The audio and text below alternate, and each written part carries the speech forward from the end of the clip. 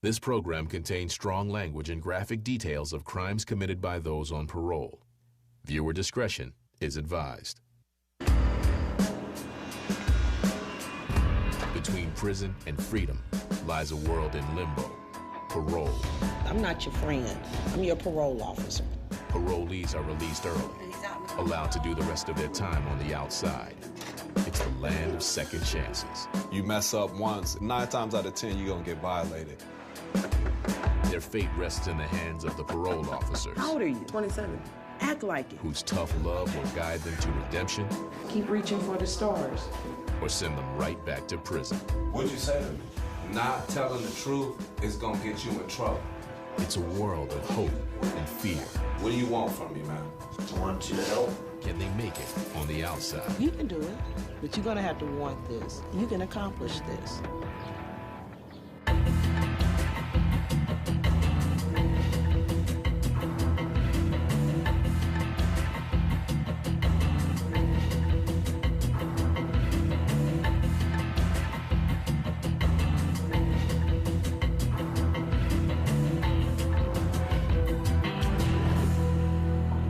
There are nearly 2,600 people on parole in the city of Indianapolis. This job is mentally draining. And it's up to people like parole agent Denise Jackson to keep them on the straight and narrow. I got a caseload of 107 women. We're dealing with a rainbow of people from all walks of life. You got to look at all of that when you're dealing with these clients. Sometimes I feel like I need to go lay on somebody's couch and talk to them myself. Denise has been a parole agent for 12 years. She's learned to be prepared for anything when she goes out. Our job is dangerous. We don't know what we're going into. Parolees learn to cross Denise at their own risk. When you were in prison, you could have set yourself up, but you didn't want that. I go crazy on my clients. When I ask you a question, I just want to answer. They said, Miss Jackson, you don't play. You cut through the chase, you're real. What makes my job worthwhile is the success of my clients. Today, Denise is meeting with 27-year-old Melissa Utterback. Originally locked up for theft and receiving stolen property, she struggled with addiction since her early teens. Melissa's mom has been taking care of Melissa's 3 children for years. Melissa is currently pregnant with her 4th child. With only 2 months left in Melissa's parole, Denise is hoping to keep her clean until the baby's born. It's either that, or Melissa could end up giving birth back in prison. Melissa, what's going on with your mom? I'm in the process of going to court March 14th for my kids back. How old are your children? I got a 7, 4, and 1. She only had custody because you were locked up. What happened is I violated in January of What last did year. you violate for? I tested positive for opiates. Okay. A violation is when someone on parole breaks the rules of their parole agreement. Melissa was sent back to prison for violating during her last probation, when she abused prescription drugs. There's no way you could have protected your children while you were incarcerated. Don't be mad at your mom because she has custody of your children. Because if she wouldn't have took them, your kids would have been lost in the system. I'm trying to get back in contact with my mom, but me and her got so many issues back and forth. And let your mother tell it, you know. Crackhead, I'm a heroin addict. Yeah, you all of those things. And you know what? I can understand why she believed that, because you sacrificed your family, friends, and freedom. Why would you keep violating and violating when it keeps taking you away from your children? I did screw up, I'm not gonna lie. Yeah, I know. Your mom told me that you're living with a guy that got you on the drugs. I'm not going back to drugs. I don't want to do them anymore. I want to be with my kids is what I want. These are your goals right here. This is what you want. To get your children back. If you really, really want this with all your heart, then I'm gonna help you get it. But, so you gotta be honest with me. I cannot help you if you're not honest with me. Okay. I'm clean, so. Melissa's freedom and her baby's life are on the line. If I drop you, what would I find? You ain't gonna find nothing. Seriously, okay? A drug test, otherwise known as a drop, is the only way for Denise to find out the truth. I'm not doing drugs, though. Well, you'll see when you test it. Yeah, okay. But if you test positive for something, it's a great possibility that the state will take your child away from you. Right. Come on. This may be some drama today, man. My name is Gerald Carter, and my entire caseload is sex offenders. Gerald Carter, a parole agent for over 7 years, handles a dangerous caseload of over 50 male sex offenders. We were short-staffed. They needed somebody that was strict, and I think they just picked me. I don't bullshit a lot. When you got a caseload of child molesters, they're sneaky. They're also intelligent. Any type of contacts with children? No, sir. I'm gonna ask you about masturbation, sex. No more porn? In order to avoid getting violated, the average parolee must abide by 10 rules. Sex offenders have 35. One of those rules is that a parolee must stay at his approved address. Not staying at your approved residence is basically me not knowing where you're staying at, which means you could be doing anything. So that's a big-time rule violation right there, no matter what your crime is. Kenneth Jones was convicted for having sex with a 15-year-old when he was 19. Right now, he's gone missing. Going to the hotel, check on Kenneth Jones, see if he's staying here or not. Parole agents can spend half their workday keeping tabs on parolees. They call them their clients. A lot of my clients stay at this hotel because it's cheap and they allow sex offenders on the property. If he's not here, I'll probably put a note on his door, having him to call me on my cell phone as soon as he get the note. Since I think he's not staying here every night, this will give me my proof. It says contact Carter. As soon as you receive this note, failure to do so will result in a violation.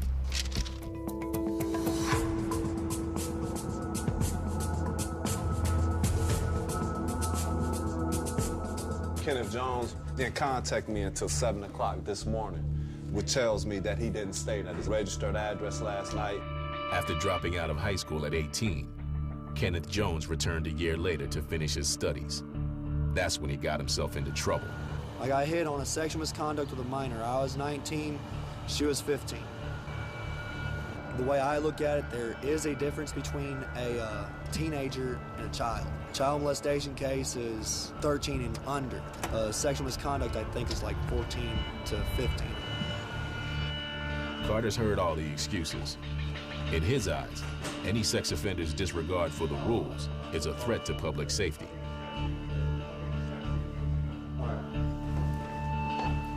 I don't bullshit a lot. If I do see some bullshit in you, then we'll probably have some problems. So you violated him? What'd you just say to me? No, I'm just asking. What'd you say to me? Come on, Frank. Agent John Taylor has seen it all. He spent 15 of his 19 years with the Indiana Department of Corrections as a parole agent. Hey, Aubrey, how you doing? Our job is to not only keep the community safe, but to help transition those guys back into being members of the community. I supervise what we would commonly call a drug and thug caseload. 500 pounds of marijuana. Yeah. Out of 135 guys, I've got to figure out, is he that guy who is trying to run a game on me? Today, Brian Chapman is that guy. A drug heist gone bad got Brian convicted for kidnapping. He hasn't seen the outside world since getting locked up almost 7 years ago. This is his first meeting with Agent Taylor to discuss his parole. All right, Brian. 20 years out of Marion County for kidnapping, right? Yes. The initial interview is pretty important. It gives the agent a chance to understand the background of the offender, his criminal history, where he's coming from. Tell me about what happened. A robbery that kind of went wrong, moved the person from one place to another. It's just some foolish stuff I did in my youth. Okay. Prisons can be a breeding ground for crime. But for Brian, something clicked while he was behind bars. Somebody got into his head that he needed to be productive while he was locked up, and he did. What's the highest grade you completed when you were in school? High school, Uh-huh. sophomore. Okay. I got my GED 2001. I got an associate's degree in 2010. I got a bachelor's degree in 2012. Okay. What's the bachelor's degree in? Business management. Okay. Taylor quickly realizes that he's not dealing with the typical felon. I mean, you're talking about a guy who got his GED, got an associate's degree, and a bachelor's degree while he was locked up. That's going to be huge for him. All right, very good. Taylor is impressed, but there's no room for error when it comes to the rules of parole. Did you get a copy of your parole release rules when they released you? The basic 10 rules of parole. You're going to stay where you tell me you're staying. You cannot leave the state without my written permission. You can never use any illegal drugs. Carrying, dealing, and possessing firearms, explosive devices, or deadly weapons is a violation of my parole release agreement. That includes knives, bows and arrows, axes, machetes, guns. I had applied at this security agency and the taser, so can I use it at the job? You cannot carry a taser on the job. You Okay. can carry mace on the job, Mace. only at the job. So I can use mace. Yep. Okay. If you don't break these rules, you won't have any problem with any parole, okay? Because I'm not here to try to catch you doing things and this, that, and the other. I'm here to make sure that you go by these rules, okay? Okay. All right, buddy, it's good to meet you. I'll see you next Wednesday. All right, thank you. No problem. Go that way, out. I think I'm gonna do all right. You know, I think you can make it getting out of prison. You just gotta work on yourself. You're definitely moving in the right direction. 6 out of 10 African-American males released from prison end up right back within 3 years. Brian's trying to beat those odds. Taylor believes in Brian and finds another supporter in Denise Jackson. You got a job as soon as you got out. And keep doing what you're doing. Keep reaching for the stars. Yeah, I'm sure reaching. I'm trying to get there one day. Oh, you're gonna get there. Denise has a good sense about people's intent and their attitude. She can read people really well. We've worked together hundreds and hundreds of hours. She's a good friend. She really is. John Taylor is a great fit for Brian. He pushes his parolees to succeed. I think that with Taylor being on Brian's side, that Brian can't do anything but succeed. Coming up on Parole Diaries. See marijuana? No, I don't smoke weed. That's what it says. Yeah, but I don't do anything. And later, If you down here lying about then I'm just gonna go upstairs and I'm gonna violate you. Melissa Utterback is pregnant with her 4th child. Melissa, come on. Melissa has a history of using drugs throughout her other pregnancies. She was behind bars due to her addiction. Because of this, Denise decides to drop her.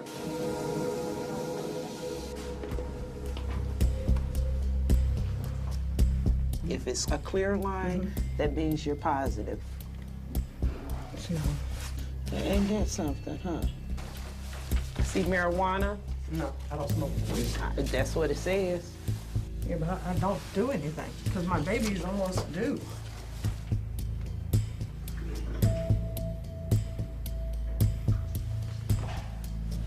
False alarm. A closer look reveals something else. You're not testing positive for anything, but what you are testing is that it's been in your system. When you first got out, what did you use? I didn't use anything besides Seroquel, my prenatals. There you go, Utterback.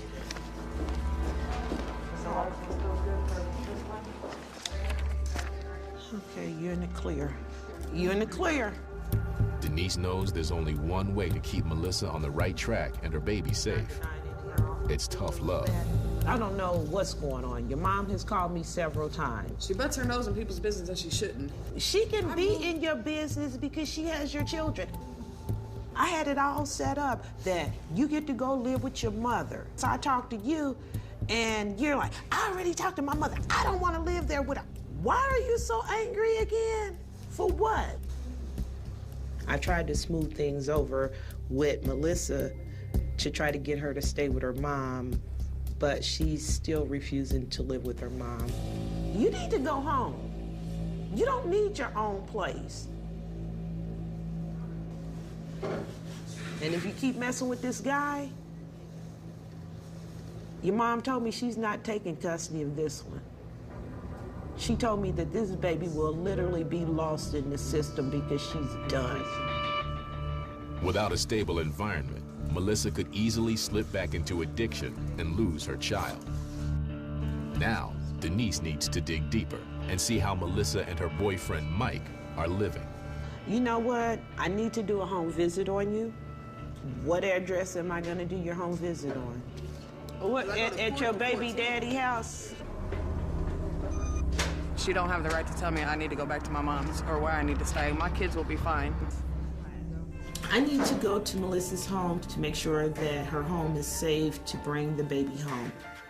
If not, I can't validate her for it, but I can contact CPS, which is Child Protection Services, and let them investigate the situation.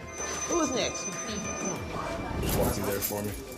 Brian Chapman, he's on parole for kidnapping. He was very productive when he was locked up, and since he's been released, he's done a really good job for me. Tired, huh? I work 7 p.m. to 7 a.m. 12-hour shift. Yeah. 5 days a week. Yes. So you're getting 60 hours. Yes. He's already got a job before he comes and sees me, and he's working 60 hours a week. Parolees can get off track by hanging out with the wrong crowd. It doesn't seem like Brian will have that problem. There's not a lot of idle time for him to get in trouble, that's for sure, if he's working all that time. So, yeah, it should really help. Brian continues to impress Agent Taylor. All right, Do you have thank any you, sir. questions for me? No, sir. All right, man. Good deal. But with 15 years as a parole agent, Taylor knows how hard it will be for Brian to succeed.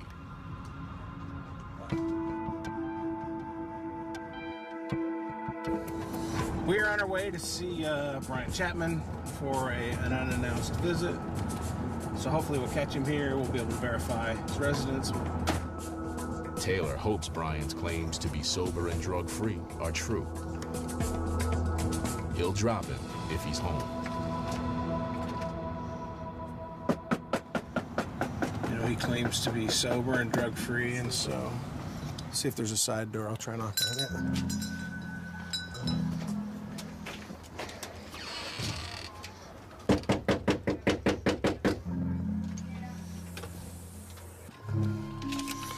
Just leave him a note saying we stopped by today. It wasn't scheduled, but he needs to call me when he gets this card. 90% of everybody that sits across the table from me says the right things. Unfortunately, with this line of work, time has to tell. I've been trying to get Melissa to move back with her mom before the baby's born, but she refuses. So I decided to check out the place and see if it's suitable for the baby. She's living with the father of the baby. When you're in love or on drugs, you're gonna be resistant to change. You're not gonna see what a normal person that's not on drugs would see. Melissa meets Denise for her first home visit. Is that a new tattoo on your neck? Mm-mm. It's 3 years old. Who's that? Him? How old is the child that you have by him already? She'll be 2 July 3rd. And then you turn around and have another one. For what? I don't know, Miss Jackson. Being stupid. Let's go see this room. How you doing? All right, you're a boyfriend? Yes, ma'am. My name is Denise Jackson. How you doing? It's your house.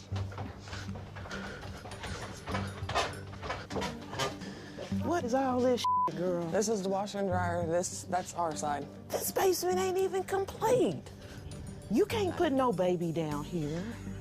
Who's all this medication? That's my syrup. Nah. Mm-hmm. You shouldn't even be down here. I feel something in my throat.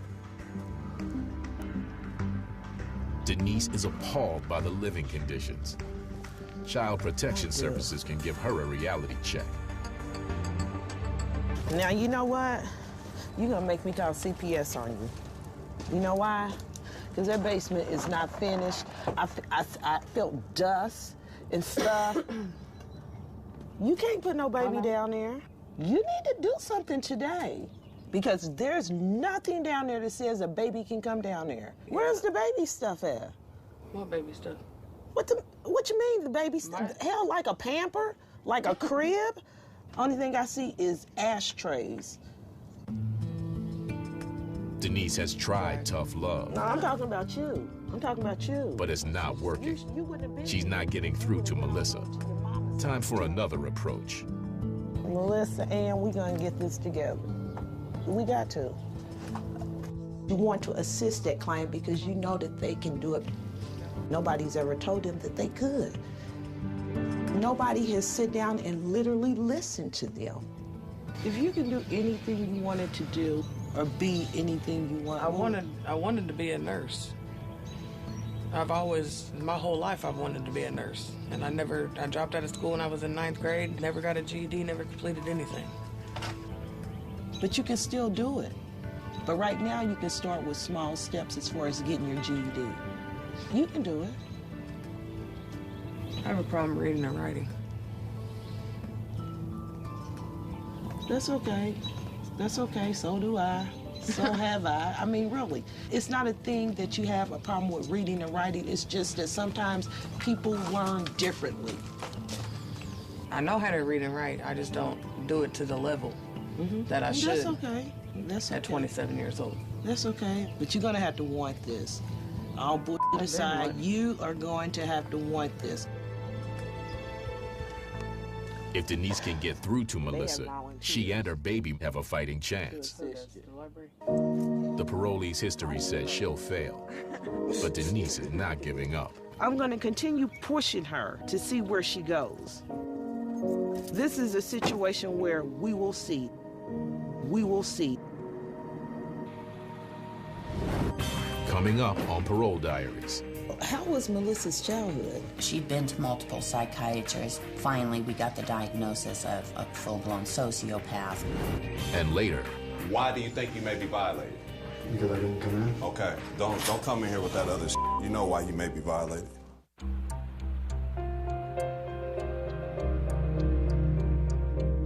Hi, Miss Vicky, how are you? This is Agent Jackson from State Parole. Hi. Agent Denise Jackson is on a mission. She wants to visit the mother of parolee Melissa Utterback. Sure? Melissa's mother has custody of Melissa's 3 children. Is it okay if I still stop by there? That's fine.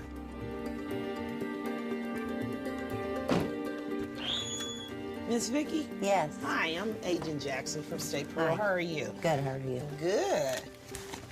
This is my husband, Terry. Hi, Terry. Nice to meet you. Hi, Pumpkin. Sir, did you want to sit in? No, I'm just going to listen on this one. Oh, you can come on in here. Our life is primarily right now tied up with multiple therapies. McKaylee has no muscle tone. These are the shoes she has to wear in order to walk straight. She's in speech therapy and in psychiatric care. She goes so far as to pick Madeline up and throw her across the room. She's a headbanger and has been since 1.5 years. And that's because of Melissa having drugs in her system. And what were the drugs again? Crack and meth is what they believe she's born with. We've taken care of these kids with no child support, nothing from Melissa. She's not been here for Christmas. She's not been there for the birthday. I don't even let her see them. Wow, that kind of hurts my heart right there. So how was Melissa's childhood?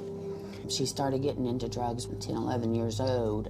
She'd been to multiple psychiatrists between the ages of 9 and finally we got the diagnosis of a full-blown sociopath coupled with ADHD when she was 17 years old. Was she ever on any sort of medication? Oh yeah, lithium, the Ritalin, countless medicines her whole life.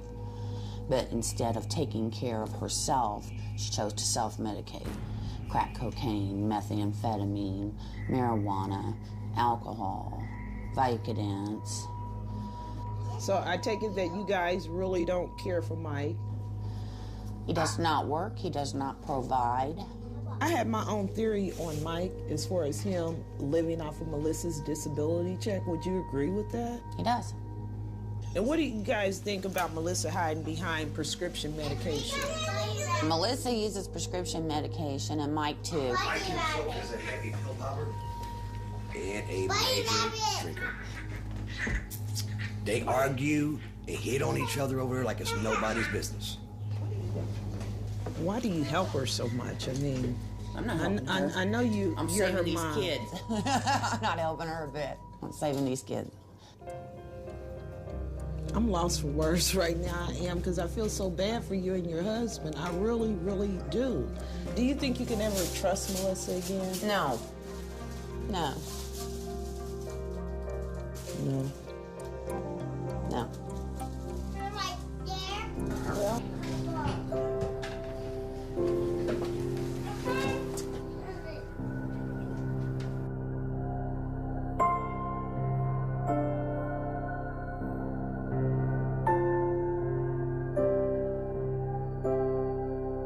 Nice meeting you, dear. nice meeting you too. You're okay. You're okay. Thanks a lot. It's gonna work out. You can't work with people and not have feelings. You have a great day. Oh man, I still want to bust out crying and beat her up one. Oh, Jesus Christ. Saddened by the damage Melissa has caused, Denise must focus on her job, making sure Melissa doesn't violate her parole agreement. All I can do is keep an eye on her and make sure she stays out of trouble until the baby's born. It's just heartbreaking. Me as a parole officer, I have no control over this situation. Coming up on Parole Diaries. Melissa. Yes, ma'am. Hello. What did you have, a boy or a girl? Take your hands out your pockets, man. And later. Where do I go with this?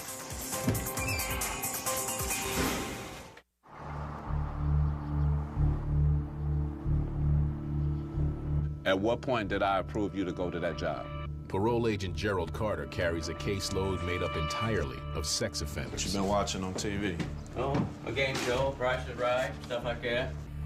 Right now, he suspects that one of his parolees hasn't been staying at his registered address, a hotel on the east side of Indianapolis. In the world of sex offenders on parole, this is a code red. One of my clients, Kenneth Jones, has been missing in action for the last couple days. I left a note on his door to call me as soon as he got in, and it took him a couple days to get back to me. This means Kenneth could have been staying anywhere. The thought of a sex offender going wherever he pleases puts Carter on edge.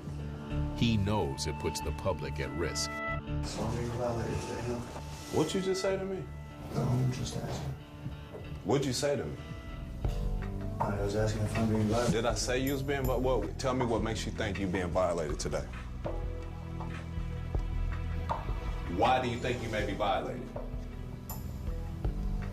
Because I didn't come in. Okay, don't come in here with that other shit. You know why you may be violated.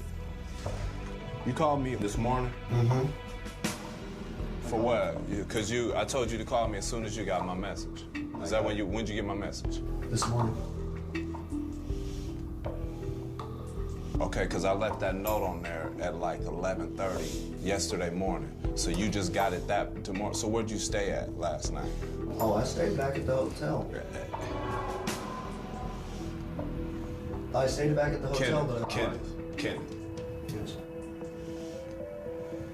It's only one way to stay out of trouble, man. You know it's not a big deal to send somebody back, right? Take your hands out your pockets, man. If you're down here lying about it, then I'm just gonna go upstairs and I'm gonna violate you. And then you not leaving this building.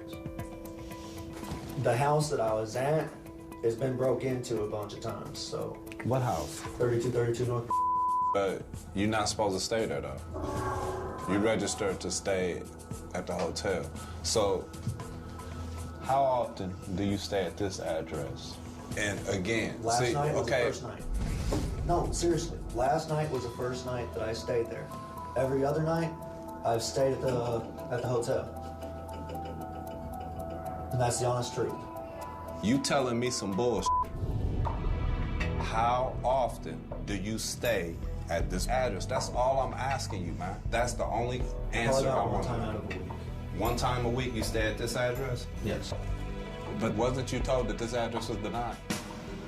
Because it's within 1,000 feet of a school. Sex offenders may not come within 1,000 feet of a school, park, playground, or daycare center.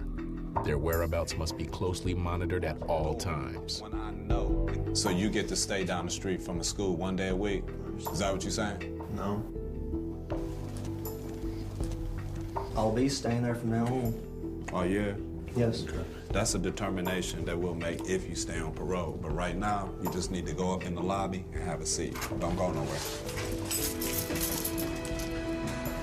I'm gonna just talk to my parole board about it. But we'll put him on ice right now, have him sit up there and think about it. Carter doesn't make the final decision on arrest warrants. For this, he must take his case to the parole board. His supervisor, Renee Henderson, makes the call. Carter's in here. He has a question for you. Okay. I got Kenneth Jones. He's not staying at the hotel every night. What's his crime? Sexual misconduct with a minor. Kenneth has no idea that at this very moment, his freedom hangs in the balance. Basically, what I'm waiting for is for him to say that I can go ahead and go back home. He just admitted that he's staying at this other address that I denied that's within 1,000 feet of the school. I'm trying to get my life back on track because I don't like prison. Doing as much time in there as I've done, it's actually killing me. I mean, I found out that I have lung cancer and I'm 25 years old. I mean, I might have lung cancer, but I don't know. He just claims he just was going over there to check on the house, and he stays there 1 night a week. Oh, is he there in the office? Yeah, he's here right now. You want to talk to him on the phone? Yeah, I want to talk to him. Okay. I'll go downstairs and get her on. Miss Parker wants to talk to you on the phone, man. She wants to give you the opportunity to talk to her. Hold on. Hey, Jenny, open this door. Hello? You ready to talk to him, Miss Parker? Okay. Having lied to Carter, this is the parolee's last chance to tell the truth. Hello?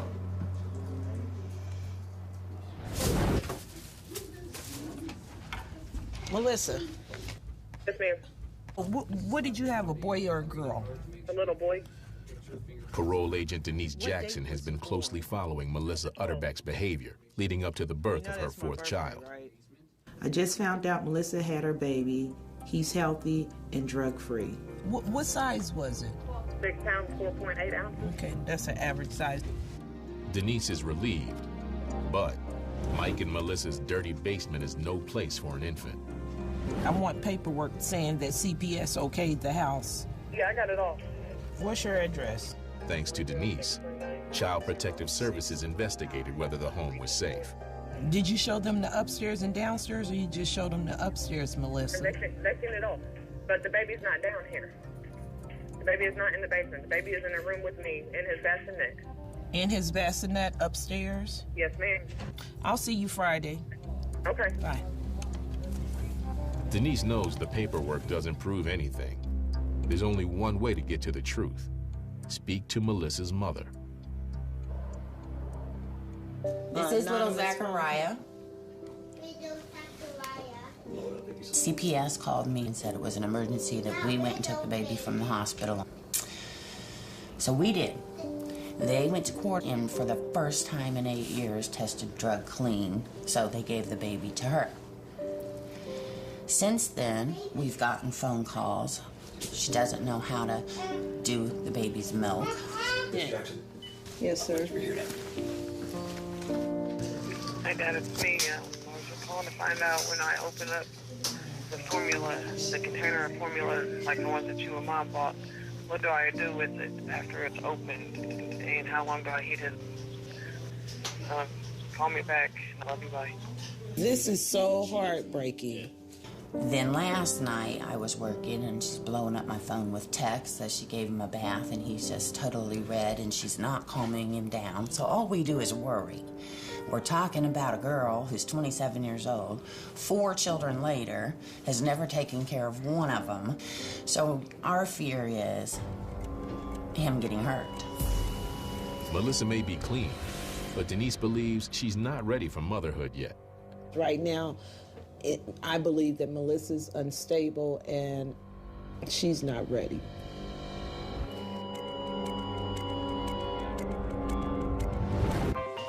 Coming up on Parole Diaries. There's nothing that I can do about it, man. I'm not the final decision maker, man. And later. How come you didn't find a place to live before she was released and you knew she was pregnant? That's just a question.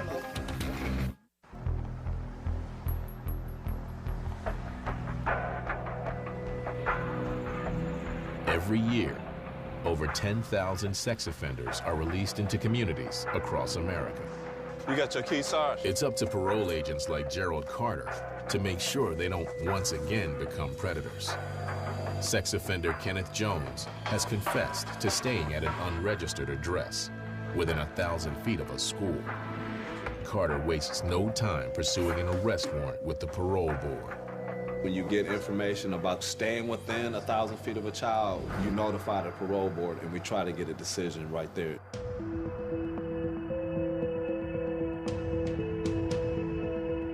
People have actually broke into that house. I understand, I'm done now. All right. The parole board's not cutting this sex offender any slack. After speaking with Kenneth, they greenlight Carter's request for an arrest warrant. This is about safety and security. The office response team quickly closes in for the arrest. Being on parole for sexual misconduct with a minor, staying down the street from the school and not being truthful, that's a problem. Kenneth is held until the sheriff's department arrives to take him away. When the parole board issues a warrant, there's nothing that I can do about it, man. I'm not the final decision maker, man. Whereas Kenneth Jones, 161-924, is hereby ordered that said person be arrested and placed in custody of the Department of Correction. Well, they pretty much killed somebody that's 25. Who did? I have lung cancer. Sorry to hear that, man.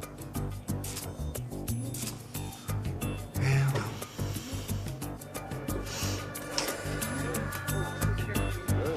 Considering the fact my girls, both of them, could be pregnant. I mean, I love them both. I mean,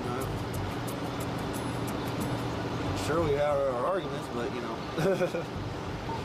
a couple don't. I try to let my parolees know that I'm strict from the gate.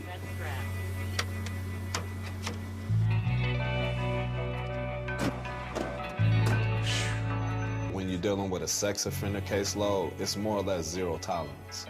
It's been a hard struggle for him, but Kenneth is on parole for committing a crime. I don't see him being a victim of society at all. Coming up on Parole Diaries. Part of this job, really, is being able to determine who's telling you the truth, who's telling you a lie. You know what? I'm not tripping with you guys, but I hope to hell that that baby is not downstairs.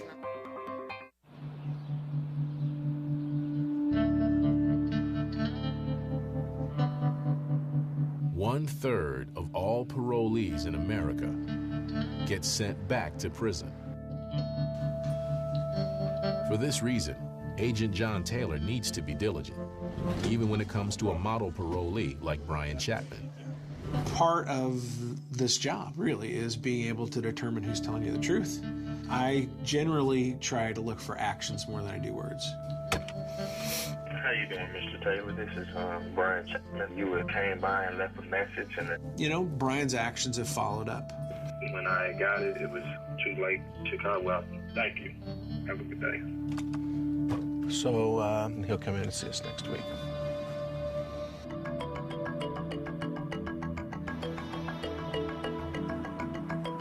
When Brian does arrive at the parole office, there's a surprise in store for him, one that could determine his fate.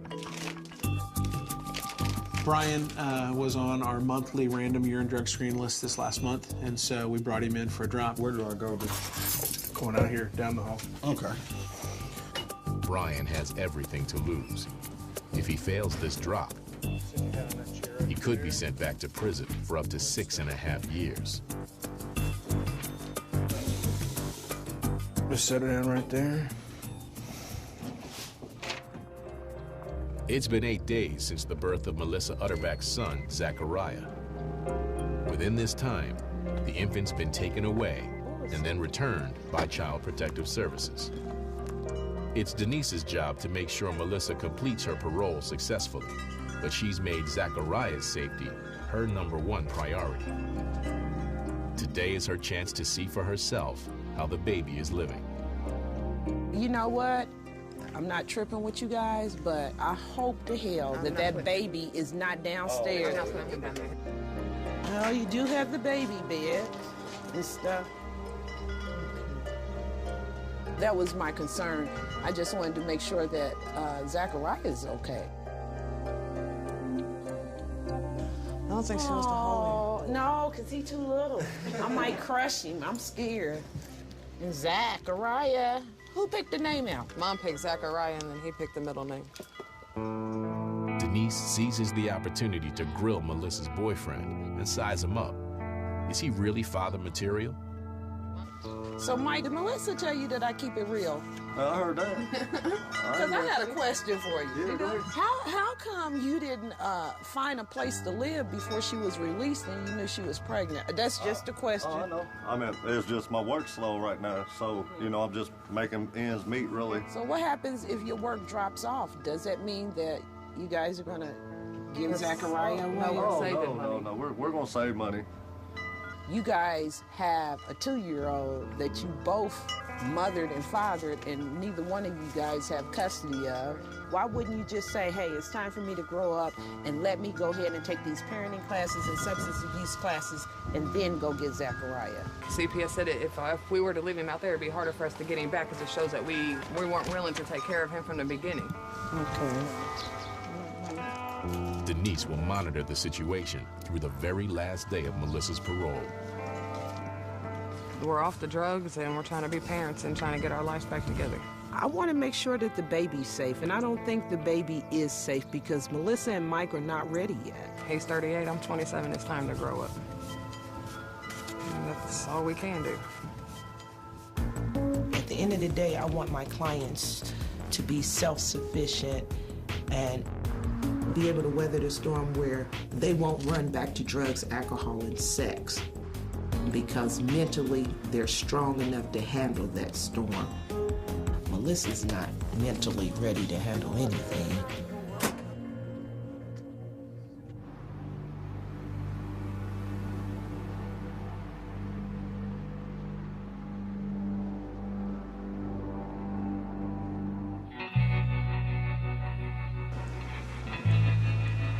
All right, buddy. A drop can make or break a parolee. This is the moment of truth for Brian Chapman.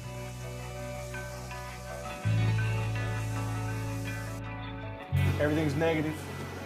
That's good. Brian has proven himself. And Taylor, who's been rooting for him all along, is committed to helping him finish parole successfully. You didn't have any question, did you? No. His high hopes are justified. It is kind of refreshing to see somebody who's genuinely doing a good job. So far, his track record is really good. With this line of work, though, time has to tell. Pretty good. How you doing, sir? It's pretty simple, man. It's just try to get you a job. Don't have any interaction with the law, man. You know, it's beautiful. As you can see, it's a beautiful day. You know, I thank y'all for doing this so other people can see a different side of it, you know. And with that, I'll talk to y'all later, man.